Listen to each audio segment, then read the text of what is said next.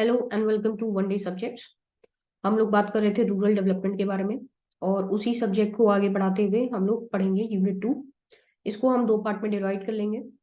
पहला जिसमें एक्सपेरिमेंट्स रहेंगे सारे, दूसरा जिसमें अलग अलग अप्रोचेस रहेंगे। तो बहुत डिटेल में नहीं पढ़ेंगे, ब्रीफली देखेंगे, उतना देखेंगे जितना हमारे एग्जाम पॉइंट ऑफ व्यू से इंपॉर्टेंट है। ओके, सो पहला है हमारा श्री निकेतन एक्सपेरिमेंट। ये सारे एक्सपेरिमेंट्स इसलिए कंडक्ट किए गए हैं जिनका एक बस मेन ऑब्जेक्टिव था रूरल डेवलपमेंट, मतलब ग्रामीण क्षेत्रों का विकास। समय अनुसार कई जगह पर जैसे 50 साल या आजादी से पहले बहुत से पिछड़े एरियाज थे जहां पर विकास की जरूरत कुछ वहां के उस समय के दिग्गज लोगों को लगी। जैसे कि हम श्री निकेतन एक्सपेरिमेंट में बात करें तो उस टाइम पे टैगोर जी थे। टैगोर जी का नाम सब लोग जानते हैं, काफी प्रसिद्ध फैमिली थी उनकी। तो जब ये ईस्ट बंगाल यानी कि आपका जो आज के डेट में प्रेजेंट बांग्लादेश है, जब आपका बंगाल का डिवीजन हुआ था तो दो बने थे, एक ईस्ट बंगाल बना था और एक वेस्ट बंगाल बना था। वेस्ट बंगाल जो आज इंडिया का हिस्सा है, हमारा एक स्टेट भी है, और ईस्ट बंगाल जो कि अब बांग्लादेश कहलाता है। तो during the time when Tagore was in charge of the family estates, estate मतलब जो property of east Bengal, he was exposed to the poverty and operation engulfing in rural masses. ये इनको बहुत सेंसिटिव कर दिया एंड ऑल दैट। फिर उसके बाद एक ब्रिटिश एग्रोनॉमिस्ट थे, लियोनार्ड एल्महर्स्ट। वो इंडिया आए इन टैगोर जी के इनविटेशन पे और उनके साथ काम करने लगे। किस पे? They both began to formulate methods for social and economic change. वही जैसा कि पहले लेक्चर में बताया, सामाजिक और आर्थिक विकास। तो ये सारे एक्सपेरिमेंट्स में बस ये है कि किस किस तरह से वो ये काम कर रहे हैं। तो श्री निकेतन एक्सपेरिमेंट में टैगोर जी और ये साइंटिस्ट मिलकर के क्या फॉर्म करते हैं, एक इंस्टीट्यूट खोलते हैं। Institute of rural reconstruction in Shri Niketan was established in 1920। 1920 में इन्होंने एक इंस्टीट्यूट खोला, इंस्टीट्यूट ऑफ रूरल रिकंस्ट्रक्शन। फिर ऑब्जेक्टिव क्या था? द ऑब्जेक्ट ऑफ इस श्री निकेतन प्रोग्राम का, to bring back life in its completeness into the villages, making them self-reliant and self-respectful। मतलब आत्मनिर्भर और आत्म सम्मानित, बेसिक एजेंडा ये था। तो भाई अब वो कैसे होगा? सीधी सी चीज है कि पहले to win the friendship and affection, lively effort to assist them in solving most of the problems, उनके साथ एंगेज करना। फिर उनको थोड़ा एजुकेट करना क्लासरूम्स के थ्रू, स्टडीज के थ्रू, कि आप अपनी जो पैदावार है या कल्टीवेशन उसको कैसे बढ़ा सकते हैं, आपकी जो राइट्स है उसको कैसे कर सकते हैं, आपके जो जो काम है, जैसे अगर कोई भी डेयरी हुआ, एनिमल हस्बेंड्री मतलब जानवरों का कोई काम हुआ, पोल्ट्री हुआ, बी कीपिंग हुआ, कारपेंट्री हुआ, कोई भी काम हुआ, तो आप उस काम को कैसे बेहतर तौर से कर सकते हैं। सो यही सारी चीज थी, science connected with the practical work. अब ये नहीं कि सिर्फ थ्योरी है, आपको वो चीज वो करके बता रहे हैं कि आप कैसे कैसे उसको फील्ड पे इम्प्लीमेंट कर सकते हैं। तो ये सारी प्रैक्टिसेस वो लोग अपनाए जिससे कि वहां के लोगों का उस समय कुछ वो सामाजिक या आर्थिक विकास कर सकें। Okay, then the experiment was strongly supported by a team of foreigners and Bengalis. Bengalis और फॉरेनर्स ने इस एक्सपेरिमेंट को काफी सपोर्ट किया। Then Sriniketan programme covered broadly 4 general areas. 4 general area उसने कवर किए। कौन कौन से मेन थे? Agriculture, craft industry, village welfare और एजुकेशन। और उनका 3 फेज में था, पहले एक्सपेरिमेंट, ट्रेनिंग और एक्सटेंशन। पहले एक्सपेरिमेंट कराओ, फिर उसकी ट्रेनिंग दो और उसी को फिर आगे बढ़ाओ। ओके, सिग्निफिकेंस क्या था? The cooperative movement was a significant aspect of the experiment. Cooperative movement मतलब सह भागीदारी। जब सब लोग मिल करके कुछ काम करते हैं तो उसको वही कहते हैं कि कोऑपरेटिव मूवमेंट। जैसे गांव में अगर कोई समस्या है तो अगर सब लोग उसे मिल करके सॉल्व करें तो शायद समस्या का हल जल्दी निकले, एज कम्पेयर टू कि हम सब लोग इंडिविजुअल लेवल पे एक एक करके अपना अपना देखें। Then the another concept Dharmagola. वही जैसे कोऑपरेटिव मूवमेंट की मैंने बात की, सब लोग Dharmagola reflecting the principle of cooperative was introduced in 1928 for the benefit of the villagers. इसमें क्या था धर्मगोला में कि ड्यूरिंग द हार्वेस्टिंग टाइम, मतलब कि कटाई के समय हर परिवार को कुछ एक अमाउंट ऑफ पैडी, मतलब अपनी उपज की, जो आपकी राइस है या कुछ भी, वो एक धर्मगोला मतलब एक जगह पर वो डिपॉजिट करना होता था। ठीक है, वो हर एक फैमिली ने डिपॉजिट किया, और अगर कभी कोई आपदा आई, कोई फेमीन आई, या फिर किसी तरह की भुखमरी या सूखा या कुछ भी पड़ा, and in time of exigencies, वो वहां से कुछ थोड़ा सा अमाउंट दे करके वो अपना वो ग्रेन खरीद सकते थे। तो ये क्या हुआ कि जब सब लोगों ने थोड़ा थोड़ा अपने घरों से कंट्रीब्यूट किया, और फिर जब कोई दिक्कत आई तो उसी ग्रेन को वो लोग यूज कर रहे हैं। तो ये क्या हुआ, सहभागीदारी या कोऑपरेटिव मूवमेंट की तरह काम हुआ और सबका काम हो गया। अब इसके ड्रॉबैक्स क्या थे? ड्रॉबैक्स थे कि गवर्नमेंट का सपोर्ट नहीं मिला। ठीक है, it could not do the research work and hence the programs remain limited. मतलब जितनी रिसर्च वर्क चाहिए थी एक्चुअल में उतनी हुई नहीं, और इसीलिए उसके जो भी आउटकम्स थे वो बहुत ही लिमिटेड रहे। इसी तरह से देखना है आपको बाकी एक्सपेरिमेंट्स भी। नेक्स्ट है गुड़गांव एक्सपेरिमेंट। गुड़गांव हम सब जानते हैं कहाँ पर है, जो आज की डेट में हम जिसका नाम लिखे हैं गुरुग्राम। ठीक है, वो पहले वही गुड़गांव था, और वैसा नहीं था जैसे हम आज उसे देख रहे हैं। आज की डेट में तो बहुत ही विकसित हो चुका है, क्योंकि एनसीआर रीजन में अब आता है। एनसीआर यानी कि नेशनल कैपिटल रीजन, उस रीजन में आ गया तो उसका विकास बहुत हो गया, लेकिन पहले ऐसा नहीं था। नाम से ही आप लोग समझ रहे होंगे गाँव। तो वो टाइम पे आपका वो पूरा आउटर एरिया में ही था, वहां पर भी बहुत से रूरल एरियाज थे। So rural upliftment movement on mass scale was first started by Mr. M.F.L. Brand in 1920. ठीक है, he was prompted up by the backward person। ठीक है, उनसे उनको उससे इफेक्ट हुए। The Gurgaon scheme with the following objectives: to increase crop production, to control extra expenditure, improve health, develop feelings of women, human development work। वही सारी बातें हैं कि आपको ये सारी लेवल पे इम्प्रूवमेंट करनी है। अंडर हिज प्रोग्राम आप ये देखिएगा, विलेज गाइड्स वो posted in each village, who acted as the channel to pass on the information to villagers. ये उन्होंने एक नया चीज लाया कि विलेज गाइड रखे, कि कोई भी अगर इंफॉर्मेशन है तो विलेजर्स को पास किया जाए। The activity is introduced, school of rural economy to train the village guides in 1925, domestic school of economy to train women, Health Association, Women's Institute at Gurgaon to manage the ladies' garden in Gurgaon. Drawbacks क्या है? As the village guides were not technical men, very little permanent value. Basically ये सारी ठीक है, ऐसी ऐसी चीजें लाई गई, लेकिन ट्रेनिंग प्रॉपर अगर किसी भी चीज की नहीं दी जाएगी तो काम नहीं करेगा। Lack of leadership based upon sentiments के ऊपर था। सेंटिमेंट्स के बेसिस पे काम नहीं होते हैं, काम करने के लिए एक्शन चाहिए, एक्शन के लिए फर्म प्लानिंग और फंड्स चाहिए होते हैं, तब जाकर के कोई चीज आपका इम्प्रूव होता है। सेंटिमेंट्स तो ठीक है, इनिशियली रिक्वायर्ड है sentiments, but not just on the sentiments, जिसकी वजह से फाइनली ये प्रोग्राम स्टॉप हो गया। The main reason for the failure of this programme was the reforms वो imposed on the people rather than initiated by themself. मतलब कि हम जाकर के उनको बता रहे हैं कि आपको करना क्या है, रादर देन कि वो काम ये खुद करना चाहे। तो अगर आप कोई भी काम किसी पे थोपेंगे तो वो चीज शायद उस इफेक्ट से नहीं होती है जितना वो काम खुद इंसान करना चाहता है। So that was Gurgaon experiment. Next is Marthandam experiment. ये क्या है, कहाँ है? The work was commenced by Dr. Spencer Hatch, an American agricultural expert in Travancore। Travancore यानी कि आज के डेट में जो हमारा केरला है, अंडर द मतलब केरला में आता है, under the auspices of YMCA in 1921. The villages in Marthandam area were developed economically and the economic condition of the native majority was poor. Undeveloped economically मतलब वहां की आर्थिक स्थिति बहुत ही कमजोर थी।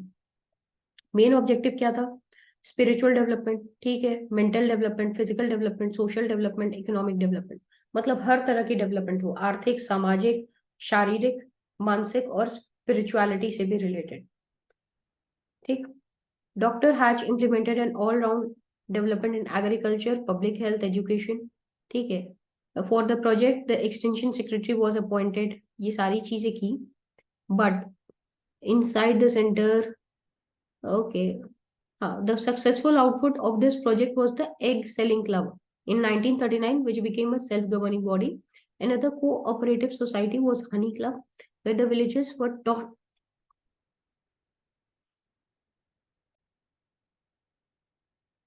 the use of modern beehives and extracted honey scientifically. The honey was cured and marketed cooperatively. मतलब कि अंडे कैसे करना, फिर बी हाइव्स यानी कि मधुमक्खियों से शहद निकाल करके उसको कैसे साइंटिफिकली एक्सट्रैक्ट करना और फिर सेल करना. सो ये बेसिकली ये सारे तरीके हैं कि कैसे आप अपनी इकोनॉमी ग्रो कर सकते हैं through the means that you have. Drawbacks क्या है? Drawbacks was inadequate funds and government help. सीधी सी बात, सेंटिमेंट्स एक जगह और फंड्स और हेल्प एक जगह. The whole program was centered on a person, and after the death of Dr. Hatch, there was a conflict in the question of leadership. ठीक है. Due to the economic advantage to the non-paid workers, this program could not survive. यहाँ पर जब वो doctor hatch की death हुई तो फिर लीडरशिप पे क्वेश्चन आ गया, और फिर जो नॉन पेड वर्कर्स थे उनकी भी इकोनॉमिक एक्टिविटी एडवांटेज नहीं हो पा रहा था. सो प्रोग्राम फिर डेड हो गया. Next is Baroda experiment. Baroda. The movement was started by V.T. Krishnachari in 1932 in the Baroda state, where he was a diwan at that time. ठीक. The first object was to bring about a rapid increase in the standards of living, industrialization, and rapid expansion of the educational system. जो standard of living है उसको increase करना. देखिए 1932 की बात है. 1932 में आज से 90 साल पहले, 90-91 साल पहले, तो उस टाइम जो स्टैंडर्ड ऑफ लिविंग आप समझ सकते हैं किस तरह का होगा. इंडस्ट्रियलाइजेशन किस लेवल की होगी, तो उस हिसाब से जो रूरल एरियाज हैं, जो रूरल के लोग हैं, अनएजुकेटेड होते थे, इलिटरेट होते थे, तो उनके लिए ये चीजें कोप कर पाना बहुत मुश्किल होती थी. तो सबसे पहले जरूरी था एजुकेशन सिस्टम. एजुकेशन नहीं होगा तो फिर आप विकास में फिर उनका वो पीछे रह जाएंगे. The second objective was to increase agricultural production through the provision of basic necessities. सबसे पहले जो आपकी जरूरत की चीजें हैं वो पूरी हो. This project was started in the district of Navsari in the Gujarat state. ये गुजरात का है. Many programmes such as gardening, poultry farming, bee keeping, spinning, weaving were organised. वही काम जो गांव में इजीली हो सकता है, जो लोगों का हुनर होता है. आपका जो हुनर है, पोल्ट्री फार्मिंग है, बी कीपिंग है, उसके थ्रू आप ग्रो कर सकते हैं. Reestablishment of panchayat and other programs of village progress were organised. Adult education has been extended. Working system क्या था? By personal education and contact by the village guides to use school teacher of village in the extension of program to use the traditional means of extension. School के through, school teachers के through, personal education village guides के through, और traditional means of extension मतलब आपकी जो चलती आ रही उस ट्रेडिशनल्स के थ्रू आप एजुकेट कर रहे हैं. So that was Baroda experiment. ये सारे एक्सपेरिमेंट नाम और उसके बस जगह आप याद रखिए, और कौन कौन ये आपका किससे स्टार्ट किया है. अंदर की चीजें लगभग लगभग सेम है, कुछ डिफरेंस है तो आप वो देख सकते हैं. Firka development scheme. Firka development scheme launched by the Madras government. ये मद्रास यानी कि हमारा प्रेजेंट डेट में चेन्नई, जो कि आता है तमिलनाडु में. ठीक है. In 1946 aimed at the attainment of the Gandhian ideal of village swaraj. Gandhi ji का सब मेन और सबसे पहला आइडिया था विलेज स्वराज. विलेज मतलब वही गांव, स्वराज मतलब आजादी. गांव को उनकी आजादी दी जाए. आजादी से उनके कहने का मतलब थी उनको आत्मनिर्भर बनाया जाए, सेल्फ सफिशिएंट बनाया जाए, केंद्रीकरण को कम किया जाए, खत्म किया जाए. केंद्रीकरण मतलब क्या? सेंट्रलाइजेशन. ठीक है. सेंट्रलाइजेशन मतलब पावर किसी एक के हाथ में अगर दे दी जाए तो फिर वो दिक्कत होती है, और वो भी ऐसे के हाथ में जो कि एक्चुअल में जिसको जरूरत है उससे बहुत दूर है. अब सीधी सी बात है, प्रधानमंत्री को अगर मैं बात करूं कि उस समय में प्रधानमंत्री एक छोटे से गांव में क्या समस्या है उनको क्या पता होगा. सो बेटल गांधी जी का ये सीन था कि आप जो विलेज लेवल पर है उनको उनकी पावर दे दी, उनको अपनी समस्या बेहतर मालूम है, वो उसको बेहतर सॉल्व कर सकता है। तो वही है village Swaraj. This scheme aimed at bringing educational, economic, sanitary, and other development activities in village, and also revitalize the spirit of the people and make them self-confident and self-reliable. Among pre-independent project, this was the biggest project. मतलब आजादी से पहले जितने भी ये सारे projects किए गए, सबसे बड़ा प्रोजेक्ट था ये। कौन सा? Firka development scheme. Short objectives was to develop basic communities, ये सारे आप पढ़ सकते हैं।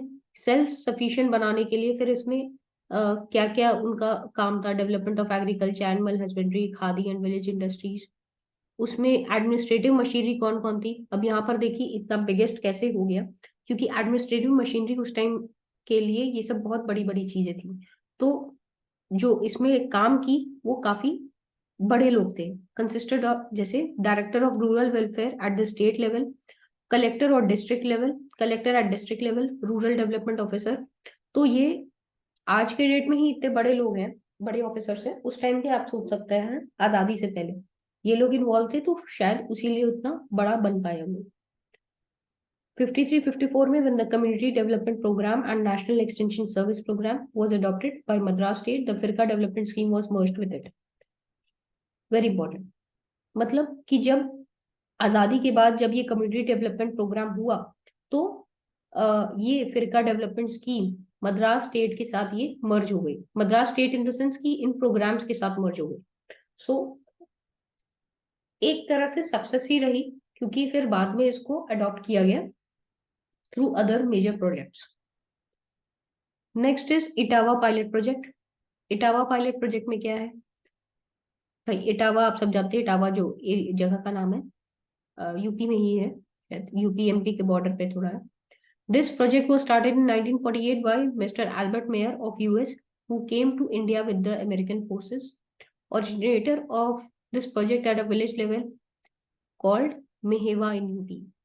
यहाँ पर ये ओरिजिनेट किया था मेहवा में। यहाँ पर भी सेम चीज है, know the degree of productive and social improvements through self confidence. ये सारी चीज वही है, नथिंग न्यू। अगेन ये देखिएगा लास्ट में, this project was finally merge with the national extension service NES block. ये भी प्रोजेक्ट बाद में मर्ज कर दिया गया इस सर्विस स्कीम के साथ, right. This project solve the problem of unemployment and under employment. ठीक है, तो वही चीज है, कुछ नया नहीं है। Last is Nilokheri experiment. किसने लीडरशिप किसकी थी? SK they, who was then the Minister of Community Development, 1948 में, आजादी के ठीक एक साल बाद। Its primary purpose was to develop a new township to rehabilitate displaced person from West Pakistan. West Pakistan मतलब वही है जो आगे आज हमारा प्रेजेंट बांग्लादेश है। पहले जब बंटवारा हुआ था देश का, ये तो बंगाल का जब बंटवारा हुआ तो ईस्ट बंगाल और वेस्ट बंगाल में हो गया था, ठीक है। ये तो जब बंगाल का बंटवारा हुआ था, फिर उसके बाद जब हमारे देश का पार्टीशन हुआ तो दो हिस्सों में बटा था, तीन हिस्सों में, दो हिस्सों में, मतलब यहाँ पर एक ईस्ट पाकिस्तान बना था जो कि आज की हमारा प्रेजेंट डे ऑफ पाकिस्तान है, बीच में इंडिया था, और उसके बाद ये जो ये ईस्ट बंगाल था यही हमारा वेस्ट पाकिस्तान हो गया, ठीक। 1971 की लड़ाई में फिर ये वेस्ट पाकिस्तान ये अलग देश बन गया जो कि आज है हमारा बांग्लादेश। ओके, तो township to rehabilitate displaced person from West Pakistan, इसीलिए कह रहा है कि रिहैबिलिटेट डिस्प्लेस्ड पर्सन। जब बंटवारा हो रहा था तो कई लोग उधर के लोग इधर आ रहे थे और इधर के लोग उधर जा रहे थे, तो जाहिर सी बात है अपनी जमीन जायदाद सब चीज छोड़ करके पूरा डिस्प्लेसमेंट हो रहा है, तो उनको रिहैबिलिटेट करना होगा। तो ये प्रोग्राम उसी चीज के लिए था।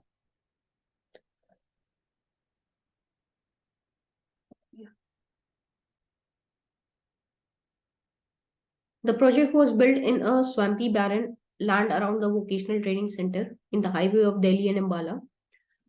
SK Day launched the new scheme called Mazdoor Manzil for construction of township at Nilokheri. ठीक है, scheme give the people the training on agriculture, implements preparation agriculture पे, कॉटेज इंडस्ट्रीज पे, कारपेंट्री पे। उस टाइम पे ये सब बहुत ज्यादा रिक्वायर्ड थे, तो स्किल्ड लेबर की रिक्वायरमेंट थी, तो उसी की ट्रेनिंग देने पर ये फोकस करता था। और वही सारी चीजें हैं, कुछ नया नहीं है। द कॉलोनी, फिर स्कूल, एग्रीकल्चर, फार्म, ये सारी चीजें वहां पर बना दी गई जहां पर लोग रहते थे, right. So this was all about the 7 experiments in brief. आप इसको वो देख सकते हैं। ये चीज जरा सा मैं देख लेती हूँ, यहाँ पर ये क्या है, what do you understand by rural development, सब लोग जान रहे हो, ठीक है। ग्रामीण विकास क्या है, आप सब लिख सकते हैं। इम्पोर्टेंस ऑब्जेक्टिव्स क्या है, इम्पोर्टेंस ऑब्जेक्टिव्स ये भी आप सब जानते हैं। Education, women development, women empowerment, employment देना, सैनिटेशन, हेल्थ, बहुत सारी ये सारी चीजें जिसपे आप कई बार इंफ्रास्ट्रक्चर, ये सारी चीजें आप लिख सकते हैं अपने शब्दों में। Then this, what are the different approaches to rural development. अब कौन कौन से ये अप्रोच है। So there hence the types of approaches to rural development are, ये इतने टोटल अप्रोच है आपके, 12 अप्रोच है। 12 को बहुत डिटेल में बताया गया है हर एक एक चीज। नेक्स्ट वीडियो में देखेंगे, उतने डिटेल में नहीं देखेंगे, जितना एग्जाम पॉइंट ऑफ व्यू से रिक्वायर्ड है उतना ही देखेंगे। Okay, so let's meet in the next video with this approaches. Thank you.